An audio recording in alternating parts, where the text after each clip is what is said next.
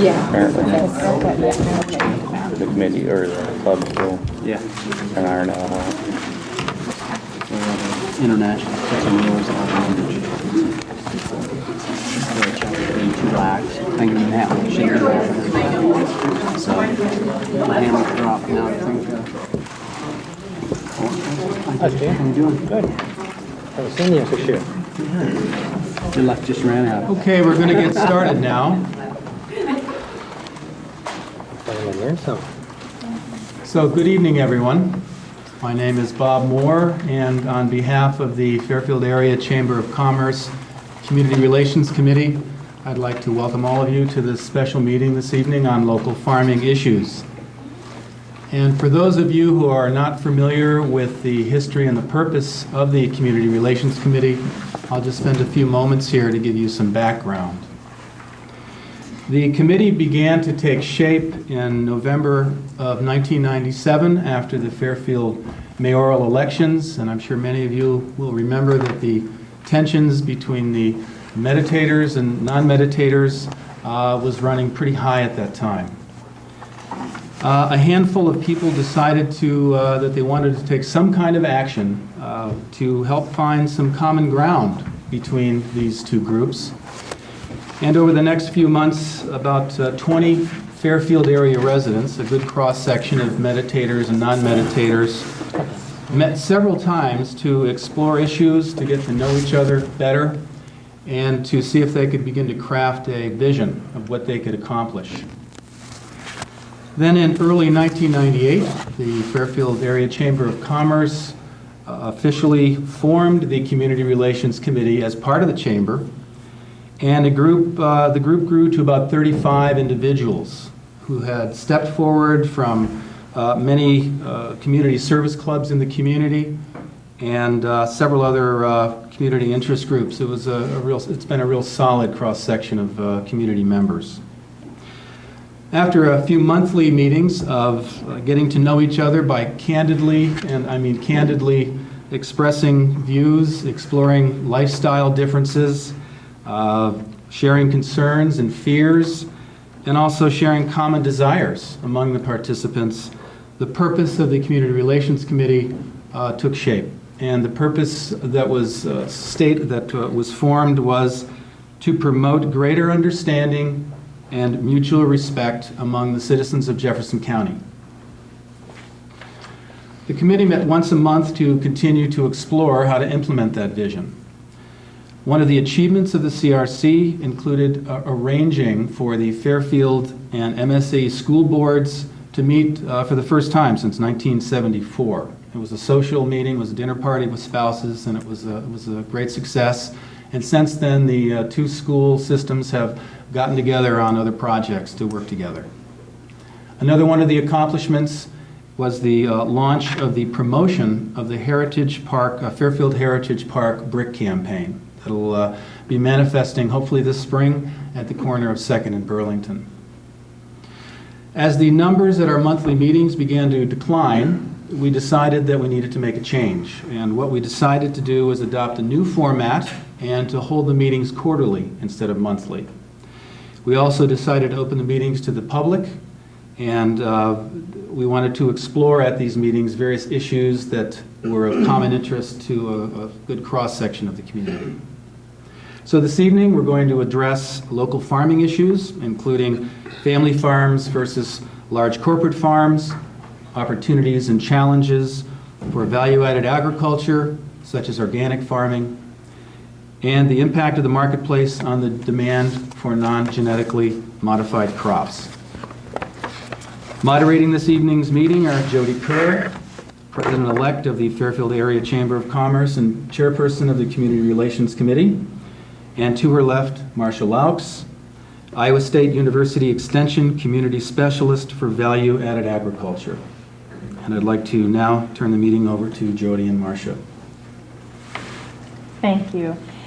Our panel this evening, I'd like to introduce each one of our panel members. It was difficult to choose, and as a committee we come together with some names who we thought would be representative of the area farmers and of some agricultural backgrounds in the community. We wanted some diversity. We also wanted people who had been in farming for quite a while. With that, we chose Francis Tickey. He's an organic farmer. He farms, has a dairy on his farm, and he has dairy cows and a small operation. I'm going to let him in a little bit tell about that. And then also we have Dave Rieff, Rieff Grain and Feed. And Dave can tell us a little bit about his operation a little bit later. And then also Pat Hammis. Pat farms lots of acres. He's in a corporation situation with his brother, which is a family corporation farm. And then we have Steve Hickenbottom, who also is outside of town here a ways, and Steve has done a lot of organic farming. And so that a quick overview is who we have for our panelists this evening. We have a couple of other individuals who couldn't make it this evening. Francis, would you tell us a little bit as far as a background about your farming, maybe what you could say is a little bit about your philosophy, how long you've been farming, how you got to farming, that type of thing. Okay. As Marcia mentioned, Susan and my wife Susan and I own Radiance Dairy northwest of Fairfield. We milk about 50 cows. We process our milk on the farm. We bottle milk, whole milk, 2%, and skim milk, cream, yogurt, and some cheeses that we make, which we sell locally through the grocery stores here in town. So I guess that kind of also leads to my philosophy of farming, which I like the idea of local production for local consumption. It's a lot nicer to have that relationship with your customer. Oh, as far as my background, you were mentioning, I did grow up in a family farm, dairy farm in Minnesota. I farmed there for 8 years after going to college first time around. Okay. Same then. Yeah, go ahead, Dave. Just give us a little bit of background. Dave Rieff, I'm the president of Rieff Grain and Feed, Inc. On the north side of town here for about 23 years. And we do all sorts of inputs for production agriculture. There used to be about 600 or 800 farmers in this county, and depending on what you want to define as a farmer anymore, it might be more like, if we judge the farm barbecue numbers correctly, maybe there's 300 farmers left if you count people larger than acreages. So we not that we serve all of them, but we try to not only furnish their inputs, but then turn around and buy their outputs, at least in the grain sector, not in the livestock. But that's what I do. Thanks, Dave. And Pat? I'm Pat Hammis. Me and my wife and family live west of town here. We're neighbors to Steve. I've been farming 20 years. I came from Richland, Iowa, which is just north of here, about 15 miles. Most of you people know where it's at. We're maybe a little different than some of the farmers around here. I'm in a partnership with my brother, and we produce lots of different things. We're in ethanol. We got an ethanol plant up at Blairstown, Iowa. We're involved in that, which I think is a good deal. I do some organic farming. Also, we're doing some specialty products, meal corn for hogs that are being fed. It's a special kind of corn. It's got to be raised a certain way to meet their criteria. And we're doing a high oil situation, high oil corn, which is another specialty situation that gets sent to a certain place. We're also raising soybeans. Most of the corn is and beans and whatever else is all together on our own ground and ourselves. And it's a family partnership. That's about it. Thanks, Pat. Steve? I'm Steve Hickenbottom. I live west of Fairfield, right at the junction where you turn and go to Libertyville. We are the fourth generation in this county and the third generation on part of the farm that's where we're at now. The farm was farmed commercially until 1980, and in 1980 we went cold turkey and just went organic. It was before it was cool. We also manufacture orange risers that they use for terrace systems. You've probably seen them in grader ditches and in fields and one thing or another. And we have a wholesale plumbing business, and we specialize in hydronic heating and high velocity air conditioning. So I manage the farm, and my brother manages the wholesale business, and it's a double corporation, and then we handle the inlets together. So that's basically how it works. Thanks, Steve. Now I'm going to tell you a little bit about the format of the rest of the meeting. Each of our panelists were given a list of questions, actually 4 questions that they could have, look over and prepare their answer to those. So we're going to go through one at a time and answer each of those questions. Once we're done with that, we will then accept any written questions from the audience, and if you would like to submit a question, you can write that down and give it to Bob or Bev Nelson in the back. And when you write that question down, you can either address it to a specific panelist or just keep it open for whoever would like to answer it. So I think we'll go ahead and get started with the first question. Other than weather, what are your biggest challenges or threats to your success as a farmer? How have these challenges changed over the past 3 to 5 years? And what are your plans to address these challenges? Who would like to go first? We'll start with Steve, since he got to go last. Thank you. Sure. I'd say other than weather, right today, what probably faces me more than anything with the intensity that I have in organic agriculture is the monopolies that are being bought and conglomerated together. People that are not in the ag community probably don't realize that Monsanto bought out Holden Seed, which held 70% of all the seed corn genetics in the world. And DuPont just bought out Pioneer Hybrid International. So, and on top of that, there's been a lot of other things that's been going on too. But in general, to summarize, there is 97% of all the raw produce that comes off agriculture goes through 3 major corporations. And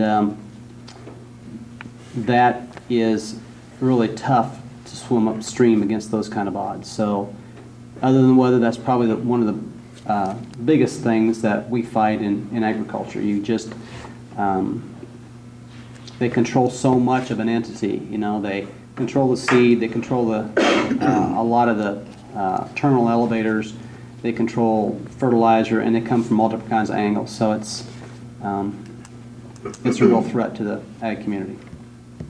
So how do you plan to address that particular challenge? Do you have a... Stay in organic and market just as, as off direct as I possibly can.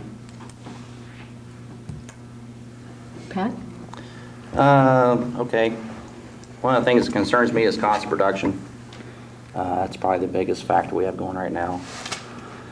Things over the years, same way in everybody's businesses, there probably has done the same. Things have gone up. Only difference is in farming, price of grain has not gone up. It's gone down. And it's a real situation to address, and some of the ways we do address it is through Chicago Board of Trade, which isn't always the best way, but it is one way. But it's a little bit like playing cards. You don't always win. The biggest thing I see to do is you got to trim all your costs, of course, as much as you possibly can, and just tighten the reins on everything. Another thing that concerns me is this global production. South America's competing with us and everybody else. We've sent people overseas over the years to teach these guys how to produce. Now they're producing, and now they're our worst enemy as far as markets go. So that's a situation that concerns me. Another thing down there is those guys have good weather, no restrictions, and we've had some real weather problems here, which, as we all know, cannot be changed. So that'd be my one of my biggest concerns right now. Dave?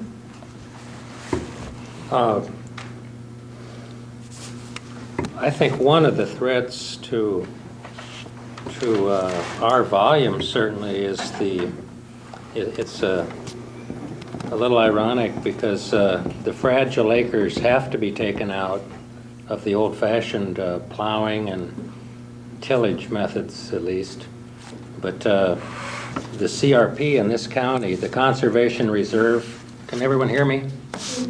The Conservation Reserve Program is, as you go to the southern tiers of Iowa counties, you get the highest concentration because we have the more highly erodible ground. And I think this county could be 20 or 22% salted away in the reserve program, and of course that means 22% of our volume that isn't there and is taken out 10 years at a time. There's a new sign-up going on now, so anyone who doesn't like the low prices that Pat spoke of or is confused about consolidation or anything else can, if they have a certain type of land, can rent it to the government for 10 more years, and that takes jobs and productivity away. Plus, as Pat mentioned, every time we retire acres in this country, some other country, typically the Southern Hemisphere, picks them up readily. So that's a very real threat to our local farm base, is the South Americans who have I think the people from Richland that went down there a couple winters ago, keep in contact, were telling me they could get 7 acres down there for every 1 they sold out up here. So you can tell a terrific cost of production, assuming all the other inputs are similar, and the land will produce almost the same. Just if you're young and adventuresome, you would really have to think hard about why you would buy $2,000 land here if you could have 7 times the land down there. Francis. One challenge as a dairy farmer is getting to 7 o'clock meetings on time. Also, since there are only about 5 dairy farms in this county, it's hard. You can't get supplies. I have to order my dairy supplies. Also, this morning I had a major piece of equipment on the blink, and I had to call from Minnesota and get a piece shipped in, and I'll have to try to keep it baling wired together until it arrives. So that's a little bit of a challenge. And I think being in organic, there is a similar kind of a challenge because the infrastructure for organic is not really there. If you suddenly need, now there's a glut of organic corn and soybeans, but most people in this area make hay for stock cattle, which require don't need a very high grade of hay. Whereas for dairy, you have to have a very high quality hay, and you can't get that around here. And so unless you plan ahead and get it all lined up, you can find yourself in a bind. So just organic itself sometimes has some restrictions in the infrastructure. I think one other restriction too is with and we're going to talk about it later, but the GMOs, genetically modified crops, they can be a real threat to organic production because of the cross-pollination. And even simple things like ordering red clover seed. Every spring I frost seed. In the March I put in some red clover seed in my pastures, and now I have to check to make sure that they don't have a genetically modified rhizobia that's been inoculated on that seed, because that would disqualify me completely from organic. So there's little things that can creep in there that aren't labeled anywhere, and you have to search them out before you ever get some of these inputs. Okay, we'll move on to the next one, and before we do, I just might mention, if feel free to get up if you need to. We've got plenty of refreshments in the back. Thanks, Jody. Our next question is, what are the greatest opportunities that you currently see in the farming industry, and are there some that you believe could be effectively pursued by all farmers? And this question particularly interests me because of the work that I'm doing with value-added agriculture. There's a lot of people that are interested in, and it's a buzzword to say value-added agriculture, but basically what it amounts to is to try to do something more with the crops or give the crops more value. Already tonight, our panelists have talked about organic and high oil corn and some of the other things that they're doing for value-added agriculture. But I think there's a lot more things that we can do as a community and as farmers working together to promote some value-added agriculture opportunities. So I'm going to turn around and present this question then to the panel. Then Steve, what do you see as the greatest opportunities in the farming industry, and are there some that you believe we could be effectively pursuing? Well, I think that Francis has kind of set an example that we need to take the raw farm product and take it farther, as far as we possibly can. And I think until small farms as we know it today, if we don't figure out a way to make it more valuable, we're not going to stay in business. Because somebody's going to do it for us, and it's just not going to happen. They're just not. They don't want. For some reason, they don't seem to want to let farmers stay on a par and equal buying power with the rest of the economy at the farm gate. Once it leaves there, it has a pretty high multiplying factor. Simple comparison is like the largest box of Kellogg's cornflakes you can buy has about 2 cents worth of corn in it, and that's what the farmer got out of it. It cost a nickel to put the ink on the box. So in relativity, if agriculture products doubled, you wouldn't feel that. But what happens is, if it doubles, there's a ripple that goes through and everybody marks everything up beyond that. So hog prices went to like 8 cents a pound. Bacon, I don't think, dropped at the store shelf at all. If it did, it sure didn't drop in comparison. So the monopoly thing and how they do it's just, keeps creeping back into everything. The input cost, they control that. They control how those grain prices are and how it all works. So it's just kind of a long arm of the monopoly kind of just keeps reaching out at you. Steve, I heard that the guy on the Wheaties, the baseball player on the Wheaties carton makes more money than the farmer does for the wheat that goes into the Wheaties. That's right. Maybe the farmer needs to be on the box. Okay. Look at us. Man, we all want to get on it. There we go. Okay, Pat, you've had time to think about this. What do you think are the greatest opportunities that you currently see in the farming industry, and which do you think that we could pursue? Yeah, I think one thing we're really missing out on here is ethanol. Ethanol is a great thing. It's good for the air. It's clean. California's having a problem with it right now. They don't know if they want to take it on or not. It's something we really need to push, everybody, because we got plenty of corn. This oil situation's out of hand. We've sent troops over fighting and everything else over this thing. And It's a renewable resource. absolutely. Every year we can fill them tanks back full of ethanol. And the money will turn back in. Yeah, and we can turn the money locally. Ethanol is a great deal. Absolutely, I think. There's lots of opportunities in farming. There's going to be a lot more, and the reason why I say that is because the age of the farmer. I don't know, what is it now? Average age, Amy? 58 or something like that? Old. Old to be working that hard. You're not that old. In relation to other, I know how old he is. relation to other occupations. I'm just saying that guys can't work that hard at 60, 65, 70, 75 years old. They shouldn't. I'm not saying you can't, they shouldn't. And farming is the biggest business in the world. Maybe next to computers, I don't know. They might have taken over, but so it is something that reflects everybody in this room. And every day, every one of us are reflected by farming, one way or another. I mean, whether we're drinking something, I don't care if you're drinking pop or whatever it is, you're dealing with this one way or another. That's why food's cheap in the United States, because that's why they want it. They want it to be cheap, so everybody can live cheap. And that's what makes this economy grow, because if everybody had to spend all the money they made to buy food, everybody would be raising heck about it, and the government wouldn't be very happy. We'd all be complaining about our taxes and all that. If you go to Russia, go anywhere else in the world, go to Japan, it's high priced to eat. So I'm not saying the farmer needs to get rich over the deal, but we need to get some things going here that will help us out. And ethanol is a real easy one to do. It does not take a lot of work, and it does not take a lot of brain power. And the government is helping a little bit on the tax situation, as they are still taxing it, just not as high as the other stuff, the oil production, so for the highway usage or whatever. So it's something to look into. It's something that's pretty easy, I think, and maybe it'll never amount to anything, I don't know, but I believe in it. Thanks, Pat. Dave? I guess I will vote also on adding value. Of course, the basic one we do in this county before we upgrade into these newer areas would be livestock production. We've had a certain base here over the years of producing meat more than anything. Milk and eggs, not so much in this general area. That's why Francis has a nice little monopoly.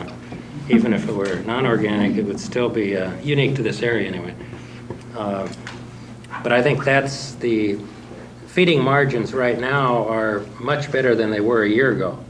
And a year ago, we were truly sitting around wringing hands with our producers on, because that's part of our job, is to help steer them into hopefully more profitable situations that have less risk. So we're constantly trying to answer this question, and I think these are all good points tonight. Thanks, Dave. Francis? Well, I think that the way big business in agriculture is going nowadays is actually creating niches for value-added agriculture. If you look at what the big corporate agriculture is doing, it's becoming more standardized, more centralized. And when they do that, we're creating more and more niches that aren't being filled for others to do. And we get calls every day, practically, people who would like to do something similar to what we're doing. And there's really a lot of interest in it right now. And so I think that the time is right for this kind of value added, or I like to think of it as value retained, more of the value of the products retained on the farm rather than taken somewhere else. I think Dave came on something here too, when he talked about animal agriculture. If you look at the efficiency of that, the animal can eat the feed raised on the farm, the manure goes back to the land, and with all the innovations in grazing these days, and most of the cattle are ruminants, they're made for grazing grass, and so one can make a pretty efficient livestock operation. Instead of the other side of the way of doing things is bringing them into a confinement area, hauling all the feed in, hauling all the manure out, and there are environmental problems with that. But that's, of course, the way that most agriculture is going today. I don't think I have time to go into my little thing, but we'll go. Thanks, Francis. Okay, our next question. What do the family farms need to do to survive and thrive in the face of corporate farms? It's a tough one. Well, should we start with Francis? Maybe we'll go the other way now. Maybe I was sort of picking away at that. Yeah. But I wanted to just bring up a point. A friend of mine lives in Leon, Iowa, a little bit west of us here. And he came in, he was brought in by this group called Ag Connect, where they bring in farmers to Iowa. Funny. But he came from North Carolina. And he has this real southern accent. But he's really smart, but he has this drawl, and he tries to act stupid. But he went to this meeting recently where they, one large dairy producer was trying to put together an 1,800 cow dairy farm. And he came in there and asked him, he just kind of acted dumb, but he asked all these questions, and pretty soon he had them all confused, and what they're going to do with their manure, and how are you going to get enough water for all these cows. And by the time he got the meeting over with, he basically shut down the whole project. And then it resurfaced again. The Iowa Department of Agriculture, Iowa Department of Economic Development had somebody come down talking about putting together six 300 cow dairies, which comes out to 1,800 cows, interestingly enough, same number. And they want to bring it all together, they want to have them all confined, and they want somebody to bring the feed all the way around to all the dairies, somebody to haul the manure out elsewhere. Well, this guy, he has a grass-based dairy farm, 50 cows, and he was talking about this is an alternative. It's very simple, and he's got a lot of people excited about it. He's putting a conference on. But so that's another model. There's really two models. One is a big corporate way, which we're going to really quickly here. I can't believe how fast dairy farming is going to these big 1,000-cow dairies. The other model is to graze the cows, have them on the farm, integrated with the farm, with the land, and keep it small and simple and streamlined. And both of them can be profitable, but which one do we want to have? I think we need to look at where we're going and decide which kind of future we want in agriculture. Dave? I think the family farm is tough to define. Maybe it always was, but as you know, most kids don't necessarily work there like they used to, and sometimes it could be I'd hate to guess what the size of the average family farm is, because I can think of both extremes. So it's kind of a moving target that would need some definition. But as far as the viability of local farmers, whether it's 300 or 3,000 acres, I think Francis touched on it,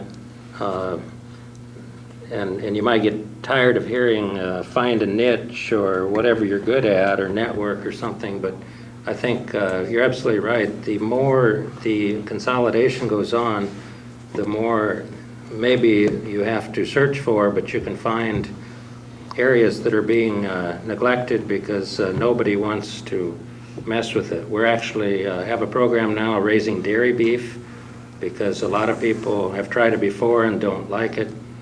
It has risk, but they're very efficient converters of feed, and cost $25 a hundred less than the regular commercial calves. And so again, I think it's a survival is probably based on finding the what you're good at and keeping cost of production in line with what you're doing. Because I think whether you're talking 50 cows or 1,000, you're looking for a cost of production, some kind of a return on whichever capital base you have. And whether you survive depends on whether there's any return there, which Jody can go into a little. Depends on the year. ROIs, Yeah. ROAs. Pat? I think family farms is a hard definition. Things have changed so much over the years, and always will, because it never stays the same, guys. I don't care what happens. The family farm thing, to me, is families with their own money in it. Not necessarily Japan or whoever or whatever, or investors from Chicago dumping money into it. I think it'd be nice to have some laws to affect this, but I don't know how we'd ever get them put together, but it's something to think about. As far as staying alive in this whole thing, the biggest thing is keep your attitude. Because once you get depressed, you're done. And I think the second thing is to do some things that you probably wouldn't want to do, which might be get a job on the side, or sell that tractor that you love that you can't justify, or whatever. I don't know what it is. There's a lot of different things. If you're going to survive that thing, it's got to have a low debt load to carry. And you guys probably don't realize, but farmers carry debt. A lot of them. And a lot of debt. Not all of them, but many of them do. So interest rates is a concern of mine too, that a person has to shop. And it's like every business. Some guys make it and some guys don't. But I think you just got to stay upbeat. And this corporate farm thing, I think the corporate hog thing has really went out of hand. I don't know how you stop it, or Dave can probably tell you more stories about it than I can, but it's just business. It's a Walmart's, which we all go to, I'm sure, or about everybody does. We all kind of created that too. We all went to Walmart, didn't go to the little store down the corner. But I'm not saying it's right, I'm not saying it's wrong. I don't know how you totally stop it, but being a survivor is just a matter of trying to cut corners and do what you can do. An interesting comment, you mentioned the debt load. I have a farm client that says he's either going to pay interest or he's going to pay taxes, so that's the way he sees it, I guess, is what it is. Steve? Well, I think as far as what family farms have got to do, and that is try to, and something that we've probably all been neglectful of, and that is to be more involved in the community, to to realize, like Pat said, for instance, what the Walmarts and stuff have done to our community. There's probably a result of Walmart coming to town. There's been shops and stuff around our square and stuff that have closed up. And if history proves it like it has in the past, once the shops in town close up and the competition's not there, the prices at the Walmart store come right up to what the local shops had to begin with, and you don't have the expertise because you've got minimum wage or part-time people that are manning jobs that don't have the training or the ability that you had in the smaller shops you have around town. They're more involved in the community, things like these Murphy Farms, corporate farms. There was another one I can't remember the name of right now. Too big that was merging, and the state or federal governments came in and put a stop to it as of right now. And I think if the community realizes that as we go along, even though basically every facet of our economy is basically doing well except for actual on-farm products, that sooner or later, well, I believe it was Will Rogers said that if agriculture will be strong, every town in the United States will flourish. When the farms fall, every town in the nation will have grass growing in the street. I think that we, in a town the size of Fairfield, could be a lot more susceptible to that than we might realize. And yet, in a small town like Fairfield, we also might have the ability to feel each other's needs that you're not going to feel like in Chicago or St. Louis or places like that. I mean, even though we have people that haven't been on a farm for 2 or 3 generations, we've got people that we know that farm. I mean, I see faces here that's been on my place to fish and hunt and one thing and another, and grew up with them, went to school together. So it's not like we're going to places that we've never been to before. And the thing about the amount of money in the farm, I think that's probably misunderstood for most of the people that are not in agriculture, is basically there's probably not very many farmers that don't pretty much lay it all on the line every year. Most businesses don't have to do that. But if it flops, and it totally flops, they can take you down in 1 year. And most businesses just aren't allowed to get that crazy when you're borrowing money and one thing or other. But in order to make the farm work, you pretty much lay it all on the line. All the chips are on the table, and you roll the dice. So I think the community effort has got to be both ways as much as possible. Okay, thanks, Steve. Just a quick little break here before we take our last question. Wanted to let you know that, remind you that anybody who wants to submit questions, you might be thinking of those, jot those down, and we'll collect those and see if we have time for any of those at the end here. But as we're getting down to the last question, I want you to maybe move those forward, or Bev can pick those up as we're going around. I wanted to just mention a couple quick facts about Iowa and agriculture.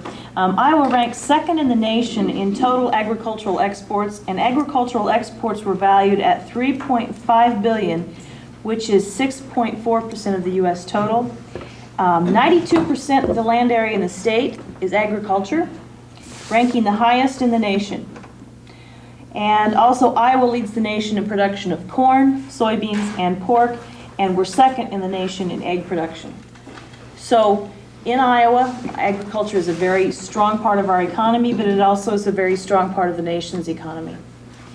Our last question is one that is very popular, not only in this area, but also around the world. Genetically modified organisms have created fear in many minds, and it also has many people very active to get some things changed, and the way that we do business and the way that we produce crops in the state and the way that we segregate those crops. It's making a lot of changes in agriculture, and with that in mind, I think it was very timely that we asked the question of our producers and our agribusiness people: how extensively have you researched the possible negative impacts of genetic engineering on the environment and the people, and what conclusions have you reached, if any? Steve, you want to start with this one? Well, as I said before, I farm organically. The impact that GMOs have had in the organic community has probably been a magnitude that I don't think organics has seen since probably its inception. The added stress and the concern of the contamination of all these GMOs to grains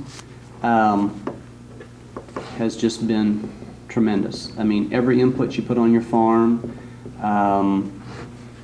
if you have livestock and you bring off-farm protein on your farm, mix in with livestock feed to bring the protein level up, if there's GMOs in that manure is not supposed to be spread on the ground.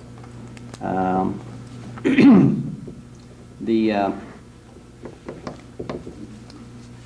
through the GMOs has put more and more power and control into the larger companies. It looks as if that at one point in time you could buy seed from land-grant colleges to like plant for soybeans, for instance. You were allowed to save that seed, clean it, plant it back. Today, you're not allowed to save genetically modified seed back, even for your own use.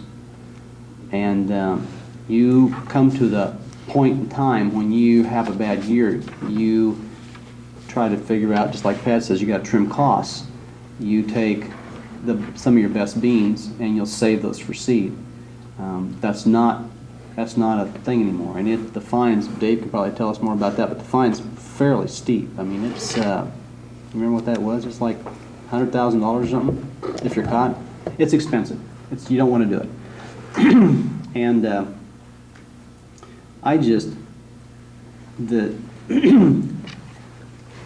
think to a large degree, the jury is still out on a lot of total conclusions about GMOs, but the one thing that we have for sure is that the rest of the world basically doesn't want them. And the multinational corporations that have got the mega bucks in this thing to generate the income that they're trying to generate through it is costing the American farmer dearly. I personally myself feel that a large degree, the prices that we are seeing at our marketplace right now is because we cannot control the GMOs from getting contaminated with grain that is not GMO. We don't have the ability in our elevators like Dave has to segregate GMOs and non-GMO beans. And our contamination level right now is either 0 or 0.1%, and I can't remember how the jury's still out on that, but it's minute, and that's like one bean in 50,000 seeds, I believe. Now we're talking particles of dust here, and it's got an enormous effect on the whole process of stuff. And as that goes on, it just doesn't look like that. Well, it's like I told the Attorney General from the state of Iowa came down, and we visited with him, and I said, basically, the multinational corporations with GMOs, they had a crop failure. You flooded out, you hailed out, you lost it. You pick your thing up, you go regroup, and you get out of that. Because this boat's heading on a collision course. It's the Titanic, only we know where the iceberg's at. Nobody wants what we've got. I really don't think if we had soybeans that we knew in any volume we could send out of this nation that we knew that were not GMO, I don't think we'd be looking at 420 or 430, whatever beans are today. But nobody wants them because they're contaminated. And I think that the impact of this is a lot far-reaching than we really see for right now. And I think that impact could be a lot more devastating on our communities than what we realize. And most of you people in this room, probably don't even know what we're talking about, other than the fact that GMOs. So it's touching us. It's touching us all. So I guess right now I just hope they go away and they never come back right now. But there could be some place, that might be advantageous. But right now, I don't see anything like that. That's my conclusion, I guess. Okay, thanks, Steve. Pat? Y2K. Anybody ever heard of it? What was going to happen? The world was going to end. Everything was going to stop. Yours was going to fall down. Everything's going to fall in a pile. Didn't happen. GMO. Ring any bells? Here's what I want. Huh? Mad cow disease, 17-year latency period. Okay. GMO, it's one thing about it, guys. They're putting everything in one barrel. BT corn isn't a problem with Steve, I'll admit, through contamination, through pollination.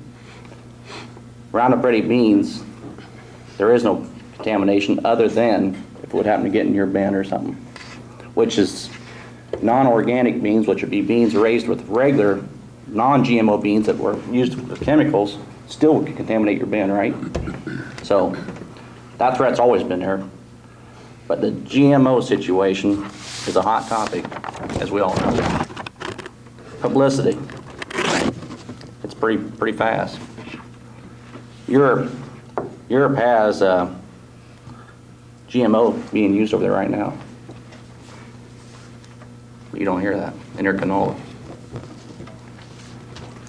GMO is being used in South America. Roundup Ready beans. I've been there, guys. I've seen it. They say no, but it's there. I've been there. I've watched them spray it. Roundup Ready beans, for you folks that do not know the rest of the story on it, is a bean with no problems as far as killing bugs or killing anything. All it is, you guys probably spray Roundup around your house on your weeds or whatever. Roundup is a contact killer. That means the minute it touches that leaf, that plant's dead. What they did to these beans was they made them so the beans could stand the Roundup and not die. But if you put 2,4-D on those beans, which is another chemical, they're history. So all they do is modify the gene in that. You guys ever had seedless grapes?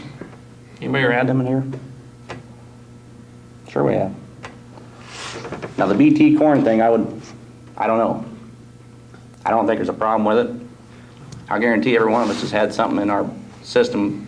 Once heat hits BT2, it eliminates that gene, supposedly, or eliminates that contamination.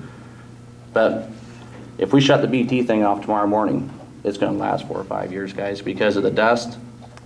Everybody's out in their combine, the wagons, the trucks, the elevators, the barges going down the river. But the flip side of the coin is, how much goes to Europe? Very little. Like 6% of the crop that the United States produces goes to Europe. Most of the crops that are raised in this country are used right here, fed to cattle and hogs, made into pop, beer, everything else. I mean, I don't know where you want to start bread. I don't care, wheat. You can go on down the line. I don't know where it's all going. It was not, and then the federal government did approve it. I don't care if you guys, anybody that's taking medicine in here, well, everybody has one time or another. It's a real tough situation to get your medicine approved. Guys come up with medicine, chemical or drug company comes up and says, I want to make this so-and-so drug, you know, and they just don't throw it in the market. In the same way with GMO, it was fairly inspected, checked out. They don't want the world to die, I don't think. But the BT corn thing, I'll admit, can be an issue, and I don't care tomorrow morning if they quit it. Personally, because the reason they did invent it wasn't because of any other reason than they wanted to make a hardier corn, a stouter corn that could stand the corn borer. And yeah, it backfired because they called it GMO. They should have called it something else. But it's too late. The cat's out of the bag. And I don't have all the answers. I know you guys, it's a hot topic, like I say, and this guy back here is shaking his head at me, and that's fine. But I think the Roundup Ready bean is a situation that's probably going to be here forever because it works. And it's efficient, does not contaminate the water. Roundup's a good product, guys. It's cheap, and it works. So, Safe. huh? Safe. And it's safe, you know. And I don't know if you guys have ever, I was going to bring some BT corn with me tonight and eat it in front of you. I mean, I'm serious. I chew on it every day when I'm combine, guys. I got that in my mouth, I'm chewing on it, you know, it's a habit thing. And same way with Roundup Ready soybeans, I'm not afraid of them. And maybe I should be. But we all got to die of something. I don't want to live forever. If I get to be 100 years old, I think it's probably time to pull the pin anyway, so. So that's my opinion. I'm not saying it's right. Thanks, Pat. Yeah, that's true. Dave? Well, I think it's fair to say there's two schools of thought here. And I guess our position is we've certified to handle some organics. We've tried to segregate, at least on farms, some non-GMOs. And of course, the bulk of our production is GMO because of the immense advantages. We're seeing $25 an acre less chemicals dumped on our soybean crop. And I think it's really ironic that if you can find a 50-cent a bushel premium in soybeans, it's those beans that have had the full chemical stuff that we did for 20 years. And the green groups and others demanded that we quit dumping all those on there. And the American farmers answered everything was more chemicals because we were slaves to Monsanto or someone. So now the technology has changed to where we can save $500 million a year in chemical costs in the soybean crop alone. Think of the environmental impact. The green group should be in love with the very companies that they're trying to run out of business, because we're producing the safest, most abundant $4 bean for the world to eat, the soy proteins and soy oils, salad oils, etc. Until technology comes along and says that something is wrong. There's been nothing toxic so far, and if you want to wonder about the 17-year pull, if we took every product off the market today that hadn't had 17 years of testing, guess what? Don't they claim our supermarkets, like 80% of the foods there weren't even invented 5 years ago or something, at least when you look at all the upgrade. So again, it's not our job to decide who's right and who's wrong. It's our job to stay at least somewhere out on the head of the curve, we hope. And 1% or 2% of the market is organic. It's a little pricey, but if you can afford it, we'd all eat it. And right now, the estimates are about the same size for the non-GMO. American Soybean Association says it's about a 25 million bushel potential. And that's in a 2.8 billion bushel crop, that's roughly 1%. So, but that's a niche, and that's what we're here for, is to talk about survival of the Fairfield area farm. So again, it is not our job to tell people that that's wrong, do it this way. It's to hope that everyone is doing enough of the right things to stay around. There's 90 million new mouths to feed on this earth every year, without regard to anything else we're doing. We can do nothing other than figure out ways to feed them. And Dr. Norman Borlaug, one of the few Nobel Prize winners in this state, said it best when he said something like, it's pretty easy for an overfed society to underestimate the immense job of raising food. Since the stores are full of it, it's just real easy to underestimate. Some people think this, this country will double in the next 50 to 70 years. That's a huge burden on the food system, and I think we need all types of production from it. Thanks, Dave. Francis? Well, it's clear that the profits from GMOs has gone to the companies that produce them. Mike Duffy, an economist from Iowa State University, has done a study on people who use GMO corn and soybeans versus conventional, and we found that there's no increase in profitability for the people who use the GMO crops. So clearly this is something that's being touted by the multinational corporations, and we wonder sometimes how they can be so efficient at doing that. And it's there are connections between Monsanto and the White House. There's no doubt about it. I mean, I know people in Washington who are there and say that that's the case, and so I won't take that any further. But as far as the tools of GMOs, BT corn, for example, what they do is insert a gene from a bacteria, Bacillus thuringiensis, and this is something that produces toxins. Now, this has been a tool of organic farmers for many years. They use it selectively in certain situations to control insects in organic crops. Now we have crops that the whole corn expresses that toxin throughout the whole plant. And the whole plant's toxic to these insects. And so what we're doing is we're actually creating resistance to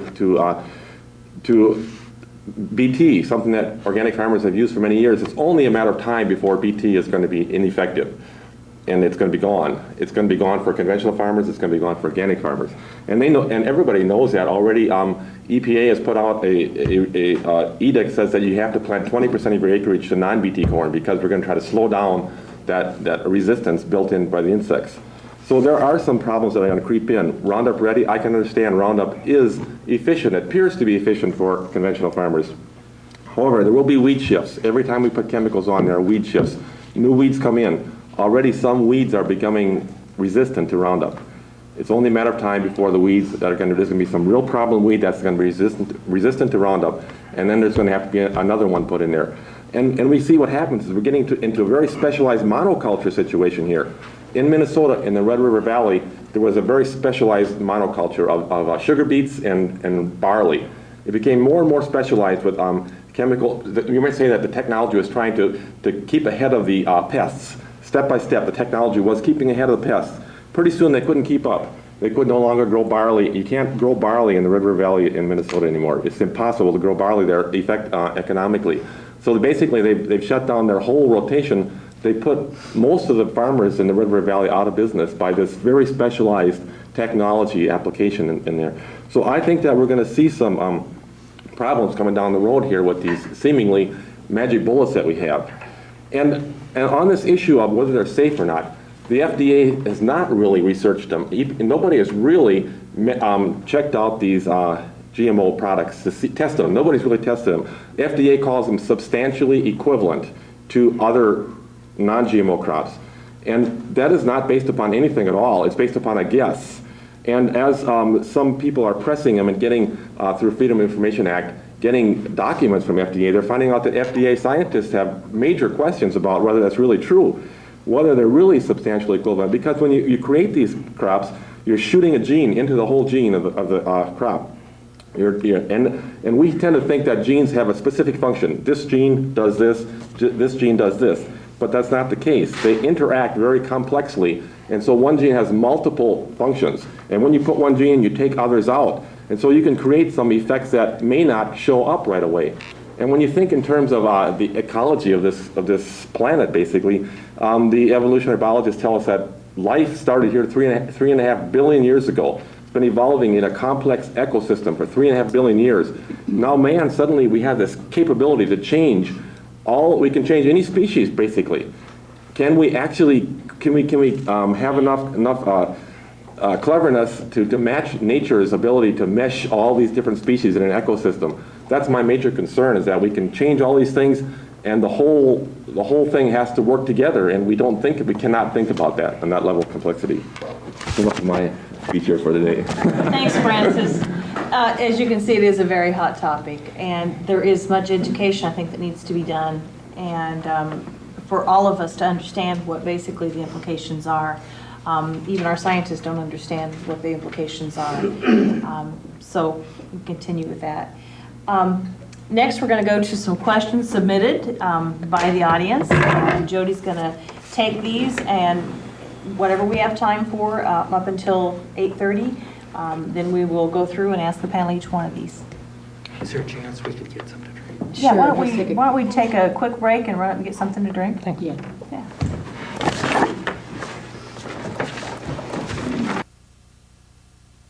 Panelists, if they want to make a comment, do, but if you don't, that's fine, and try to keep it brief, because again, I have quite a few here, and I would like to get to as many of them as possible. So the first one we have, what are some specific ways that the community can help to support the locally financed farm? It's a tough, I guess they're all wanting to know what it is they can do to help. I guess the best thing to do is that, support as much local business as you can, and to support small agriculture probably as much as possible is buy organic food if you can. For the most part, organic agriculture is being produced on smaller farms as a whole. And just like Francis's milk, if you're going to use milk, it'd be good to buy milk locally. It will put money back into our community. Anyone else want to comment? Okay.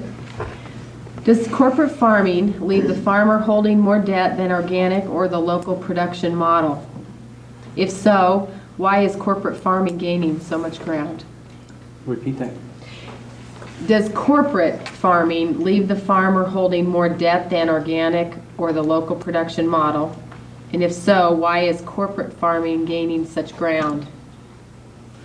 Well, I think one thing is that in a lot of corporate farming, there's a division of capital, management, and labor. Like these big dairies, they were going to bring in, the money was going to come from all over, and they were going to bring in some managers to manage the thing, and they were going to actually bring the laborers in from Mexico. They stated straight out they're going to bring them. So you can see that's one model of corporate farming. It's separation of that. And so the financing can come from anywhere. Whereas generally in a family operation, if you can't generate it from within, you just can't make it go. And so that's, I think, a big difference.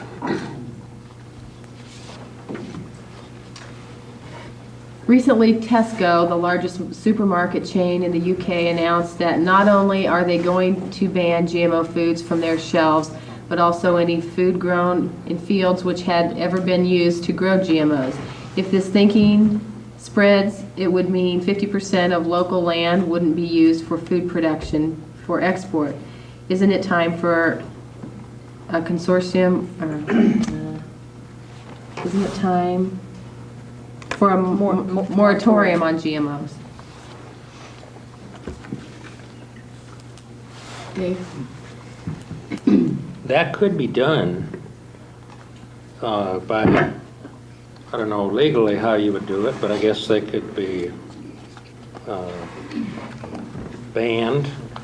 The thing that you would want to remember is, again, if you can take $500 million of chemical usage out of the environment in just one crop, how do you deny the environment that upgrade? And when you hear that it's frankenfood, you know that they have no scientific basis for it because they come up with fear-type words. You've not seen any toxic other than the Cornell butterfly that had no choice in the matter of what to eat. At least according to Iowa State, tried to replicate the study, and that's basically what I read there. I guess, again, until we know that something is toxic, I understand the word contamination because, Steve, obviously if you're more than 1% or more than whatever, your premiums are ruined. But that's as far as the word contamination ought to be used, because that's what FDA is having trouble saying that they will gladly label this stuff, because their job is to identify toxics, and they haven't. And the BT that we're wrestling with, there's about, everyone wants to think that nature is full of natural and wonderful things. They forget that there's about 1,000 mycotoxins. You've heard of aflatoxin, it's a carcinogen. There's fusarium, there's fumonicin. And I'm not a scientist, but BT can, according to Iowa State, and people a lot smarter than I am, say that that is the surest way to slow down or eliminate the fungal pathogens that are in our food. So there's a lot of risks out there we know. And I guess I'm not willing to say, what if in 29 years we discover something? I think that's a risk that we all take, like getting in our car and forgetting to fasten our belt, or being on a phone during a red light or something. We take all kinds of risks, and I guess I see it as keeping the food chain a little cleaner. And the E. coli's, we haven't even gotten into that, but the people that don't even pasteurize milk, there's some very hot E. coli's right now that kill kids, whether it be apple juice in Oklahoma or whatever. So nature is full of things that can harm us also. And I guess none of us can sit here and tell just what it's going to be in 5 years, whether things will be banned or not. But I think the important thing is try to keep our markets local, the organic and non-GMO. Those are niches, and until there's a clear picture. If you were investing in stocks, would you buy only 2 stocks with your total investment? Why does Iowa rely so heavily on animal, I think it's seed corn and soybeans?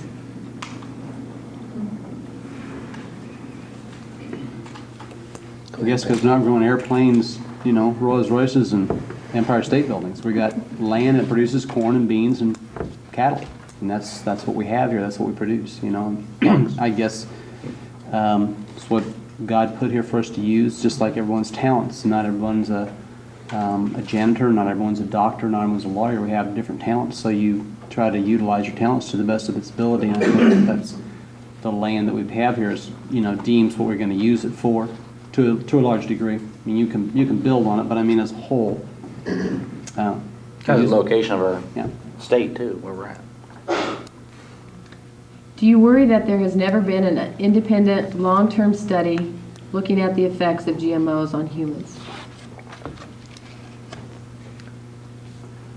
I guess for me,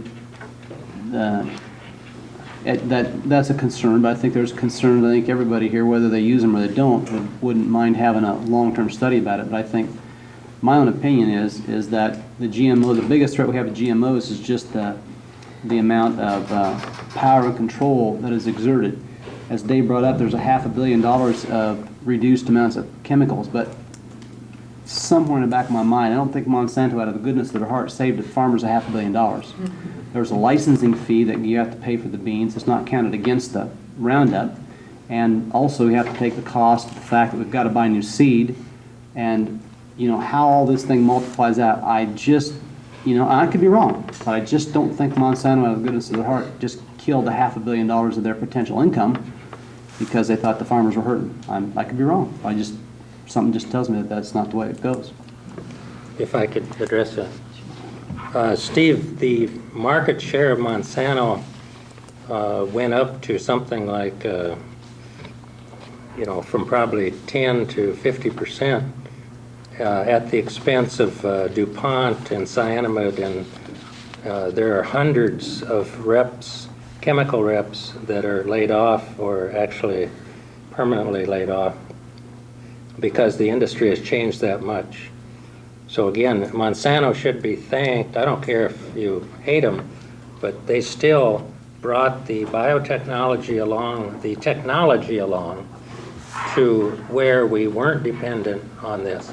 On some of the acres I control, which are pretty small compared to these guys, went back to non-GMO this year and spent $25 an acre more on chemicals and took a 25% yield reduction because the weeds were prolific. So that's what the Iowa farmer is facing. And you people that are able to do it organically are, you know, that's to be admired because most of us can't. The cultivations that, you know, the soils are fragile and time is of the essence, and I don't think you could see the entire state as our governor currently is talking about the whole state ought to go organic. I guess I see some real limitations with that. I think again, I think each has its place, but Back to the question about whether there should be any studies. Again, remember that FDA has basically said that these crops are substantially equivalent and do not have to be studied. That's the key thing to recognize, I think, that they're saying that we do not have to. And it's under the name of sound science. We hear Al Gore over and over. Sound science. That is not sound science. I spent many years in studying science, and that is not sound science. That is extrapolating way beyond your data. In scientific circles, they call it a swag. Stands for a scientific wild-ass guess, is what it says. you're on TV. Well, may I... We can dub that tape, right? To say that there's no independent studies going on There are some. would be wrong. That's right. There's all kinds.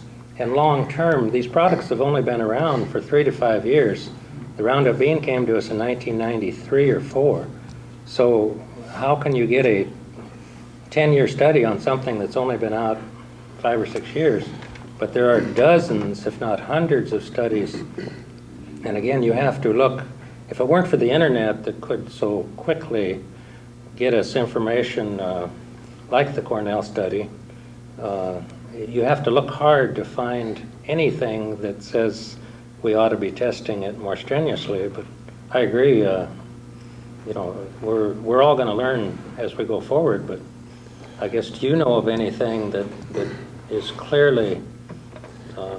Well, I think you're right. There are studies, and FDA does say for potential allergenic effects in certain categories you need to test them for. There's a potential there. But there could be a whole range. As I mentioned before, that whole web, and a gene is not specific in its function. It creates proteins that can create side proteins that you have to metabolize in your body. And what can be the long-term effect, not in terms of acute toxicity, whether you're going to die or not, but whether it can have effects on reproductive things, the whole range of things that are normally studied for any kind of chemical. Most of them are ignored under GMOs. Only a few are actually being pursued, but FDA says you have to study. We throw that word chemical out quite often. It's not chemicals, guys. That's what this is all about. The reason you gotta remember, these guys didn't produce this product to just because they wanted to produce it. They produced it thinking it had a better product, which I don't know. You guys will debate that all night. They produced it for a better product, a cleaner product, and a safer product. That's why it was produced. That's why it was engineered. That's why it was designed. It wasn't designed to have some, you know, crazy guy like watch Superman or something's going to take over the world, you know, and he wants to kill the whole universe off. That wasn't what it was designed about. It was designed for good food, safe food. And BT is gone because of all this argument. It will be. It'll be shipped out. Which I think Francis or one of you guys made a comment about it. You got to have the so many acres non-BT. Yeah, you do. But you know what's going to happen when BT's gone? We're going to start pouring chemicals back on that ground to kill those bugs. You're still going to get killed. Because if you don't kill the bugs, you eat the corn. So it's, you know, it's a catch-22 situation. I don't know, I guess we could quit using chemicals altogether. And organic's great, I'm in it.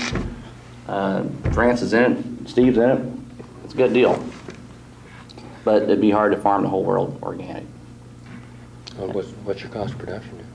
You know, and I mean, I'm not even saying forget money, just trying to get it done would be tough. My opinion. Okay, I think we'll go on here. What do you want the local non-farming community to better understand about farming? It's loaded, so let's keep it. Let's keep it brief. Short answer? No. Maybe just in a couple words or. I'll throw this out. Not that it's profound, but whether you hear farmers, you know, we get a lot of characterizations that we complain, we don't like prices, don't like weather, etc. Pat, I think we've had this discussion. So you could tell us what you think, but basically, whatever you think a farmer is or isn't, he's certainly out there producing food every day for himself and a lot of the people. So whether he's 10 acres or 10,000, he's out there producing food. Not necessarily feed, not BT corn, he's producing food, whether it goes into livestock or goes into cornflakes or goes into salad oil, he's producing food. I think that's what I'd like the community to know and remember, and there's all types of it. And he can't predict the price he gets for his commodity. That's why he asked his lender what the price would be. I just want to say, farming's stressful, no doubt about it. Lots of jobs are too, though. But all this GMO confrontation we're having here tonight is stressful too for everybody. And I'm not out here to kill anybody. These guys aren't either. All we want to do is produce a good crop, good, safe, good crop for everybody. Food in general, that's my opinion. Thanks, Pat. I think I'd like to end with this question, since we're about out of time here, because this might help the rest of us come up with more information about this. Could you give us an idea of what agriculture publications you depend on for information that maybe the rest of us could use as resources if we would like to better or further study this? So basically, I guess I come from an organic standpoint. I read all the publications that I can get my hands on to try to keep abreast of what is going on in agriculture as a whole, because no matter what happens, it has an effect on me, same as it does on everybody else at this table. And, but the paper that I read to gain as much knowledge as I can find is a magazine called Acres USA. It's a very well written magazine. It not only gets into the different aspects of organic, but it gets into also the political thing, which is some of what we've touched on with the GMOs and the monopolies and stuff we've talked about here tonight. And there's a lot of involvement politically, and agriculture has always been a political football, probably always will be. There's nothing that we do produce in this nation so abundantly and so efficiently other than food that we balance our budget with. So it's not going to go away. It's going to be the political football that keeps America great. And I hope it stays that way. I just hope we can stay viable in the whole process. Any other publications the rest of you would recommend? The farm magazines that are all online now, pretty much, the Farm Journal, Successful Farming, Wallace's Farmer, Top Farmer, Iowa Farmer Today. Those all, if you pick up a copy of any of those, you'll soon see what the issues of the moment are, and they're good background. Good. One other thing I'd like to say too is you guys all work in businesses and do things, and I don't know what your goals are, but I know what Steve's goals could be, and mine are. We have family, and my goal is my boys take over the farm someday.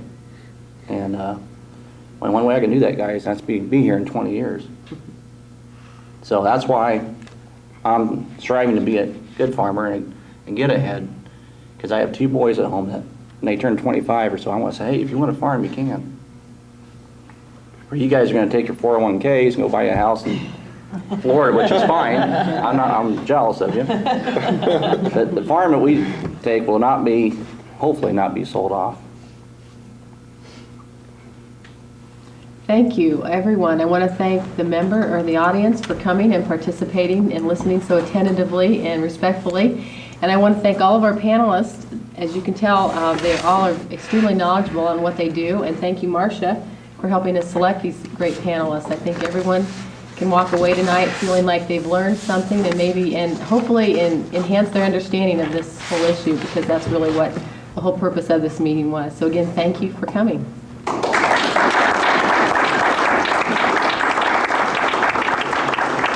I don't know. Maybe you don't want your boys to farm. Talent.